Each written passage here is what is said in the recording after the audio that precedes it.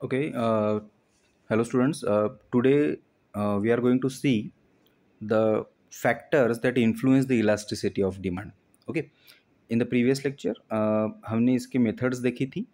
आज हम इस कुछ फैक्टर्स देखेंगे जो इलास्टिसिटी ऑफ डिमांड को क्या है इन्फ्लुएंस करते हैं, प्रेरित करते हैं. तो जिसमें सबसे पहला है that is nature of a commodity.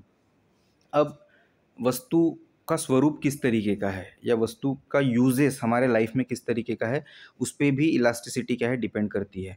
जैसे देखिए, by nature we can classify commodities as necessities, comforts and luxury goods. Okay, जो हमारी सबसे ज़्यादा ज़रूरत की चीज़ें होती है वो नेसेसिटीज़ में आएंगी.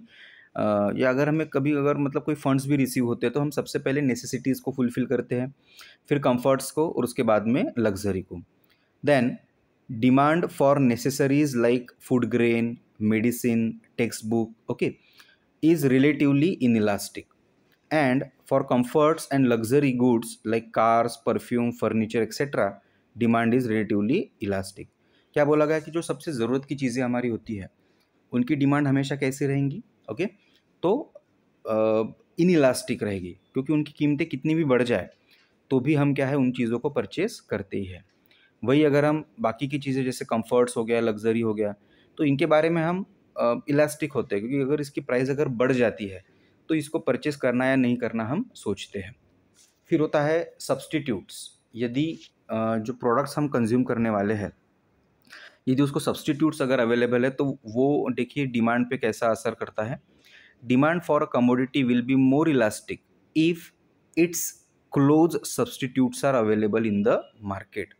मतलब यदि किसी प्रोडक्ट के सब्सटीट्यूट्स मार्केट में अवेलेबल है तो उसकी डिमांड कैसे रहेंगी, मोर इलास्टिक. मतलब उसकी प्राइस यदि बढ़ जाती है तो लोग क्या करेंगे, सब्सटीट्यूट्स को परचेस करना शुरू कर देंगे.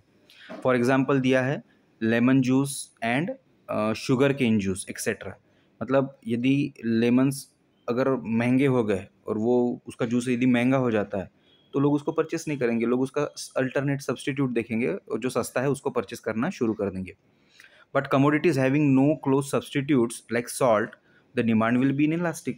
बट यदि किसी प्रोडक्ट को सब्सटीट्यूट ही नहीं है तो उसकी डिमांड कैसी रहेंगी, इनइलास्टिक रहेगी.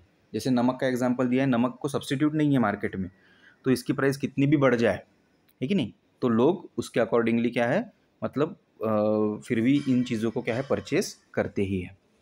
द नंबर ऑफ यूजेस के बेसिस पे भी इलास्टिसिटी को मतलब इन्फ्लुएंस करने वाला फैक्टर बोला गया है.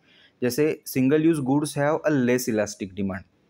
मतलब किसी वस्तु का अगर सिंगल यूज़ है, मतलब मल्टीपल यूजेस नहीं है, तो उसकी डिमांड कैसी होती है, लेस इलास्टिक या इन इलास्टिक हम बोल सकते हैं. जैसे मेडिसिन का एग्जाम्पल देखिए, है कि नहीं. वही मल्टी यूज गुड्स जो होते हैं मोर इलास्टिक डिमांड उसकी होती है. जैसे व्हीकल्स या फिर जो हम बार बार या ड्यूरेबल जो गुड्स होते हैं, है कि नहीं. तो सिंगल यूज़ कमोडिटीज़ के बारे में बेसिकली डिमांड कैसी होती है, लेस इलास्टिक. मतलब इसकी कीमतें कितनी भी बदल जाए तो भी लोग क्या है उसको परचेस करेंगे. फिर है habits. Obviously habitual goods consume करने वाले जो लोग होते हैं उसकी डिमांड को भी इनइलास्टिक बोला गया क्योंकि इसकी प्राइस कितनी भी बढ़ जाए लोग उसको परचेस करते ही है. Habits make demand for certain goods relatively inelastic. For example addicted goods, drugs, smoking करने वाले जो लोग हैं, टोबैको कंज्यूम करने वाले या लीकर कंज्यूम करने वाले, वो हैबिट्स में आती है. फिर होता है durability. Okay, the demand for durable goods is relatively elastic. Durable जो गुड्स होते हैं उसकी डिमांड कैसी होती है, इलास्टिक होती है. क्यों, क्योंकि उसको हम मल्टीपल टाइम्स यूज़ कर सकते हैं. For example furniture, washing machine, vehicles etcetera. But demand for perishable goods is comparatively inelastic. इसकी डिमांड क्या है, लोग करते ही है क्योंकि ये ज़्यादा ड्यूरेबल नहीं होते और सिंगल यूज़ करने के साथ साथ अगर इसको स्टोर भी ज़्यादा समय के लिए क्या है नहीं किया जा सकता है. जैसे एग्जांपल दिया गया है मिल्क्स एंड वेजिटेबल का. फिर आते हैं complementary goods. Okay, complementary goods के बारे में हमने पहले भी डिस्कस किया है. Complementary goods are nothing but the dependent goods. Okay, see the demand for commodity which is used in conjunction with other commodities to satisfy a single want is relatively inelastic. मतलब किसी वस्तु की demand के ऊपर हमारी कोई ज़रूरत या किसी पर्टिकुलर कमोडिटी की नीड फुलफिल होती है तो ऐसे कमोडिटीज़ की या ऐसे चीज़ों की डिमांड कैसी होती है, इनइलास्टिक. जैसे एग्जांपल अगर आपको लेना है तो आप फ्यूल और मतलब टू व्हीलर का ले सकते हो, है कि नहीं. मतलब पेट्रोल जैसे आज 110 रुपीज़ लीटर है तो इसका मतलब हमने पेट्रोल भरना बंद नहीं कर दिया है, but still we are purchasing it, है कि नहीं। बट यहाँ पे एक अनदर एग्जांपल दिया, for example a fall in a price of a mobile handset में lead to rise in the demand for the SIM card.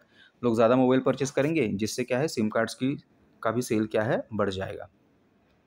Next, income of a consumer is also an important element, okay, which influence the elasticity of demand. Like, demand for a goods is usually inelastic if the consumer has a high income. मतलब यदि किसी व्यक्ति का income बहुत ज़्यादा है तो वो जो चीज़ों की डिमांड करेगा उसकी डिमांड कैसे रहेंगी, इनइलास्टिक, क्योंकि प्राइस कितनी भी बढ़ जाए उसका इनकम ज़्यादा है तो वो उन चीज़ों को अफोर्ड कर सकता है। The demand pattern of a very rich and very extremely poor person is rarely affected by significant changes in the price. Obviously, चीज़ों की कीमतें बढ़ने से गरीब लोगों को मतलब प्रॉब्लम्स होते हैं, जो उसके पास में अबेंडेंट क्वांटिटी में मनी है उनको नहीं होता है। Okay, and next one is urgency of need. Obviously अगर कोई अर्जेंसी है उस समय भी मतलब ये भी एक एलिमेंट है जो इलास्टिसिटी ऑफ डिमांड को क्या है, मतलब एक्सेप्शन नहीं बोल सकते हम, बट इन्फ्लुएंस करता है, क्योंकि अर्जेंसी में चीज़ लोग क्या है जनरली महंगी होने के बावजूद भी क्या है उसको परचेस करते हैं।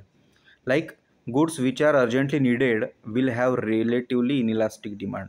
एग्जाम्पल दिया है मेडिसिन, लग्जरियस गुड्स, जैसे आईफोन्स वगैरह पहले लॉन्च होते थे तो लोग ज़्यादा प्राइस दे के भी परचेस करते थे, है कि नहीं।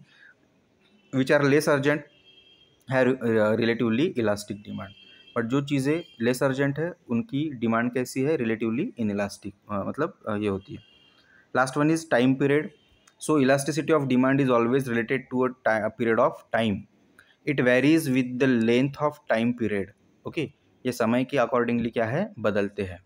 Generally speaking, longer the duration of the period greater will be the elasticity of demand. Okay, मतलब किसी वस्तु की जो यूजेस है, ओके, या मतलब मैन्युफैक्चरिंग, ओके, अगर इसको ग्रेटर टाइम अगर लगता है तो उसकी इलास्टिसिटी क्या होती है, ज़्यादा होती है। This is because a consumer can change the consumption habits in a long run in favour of cheaper substitutes of the commodities.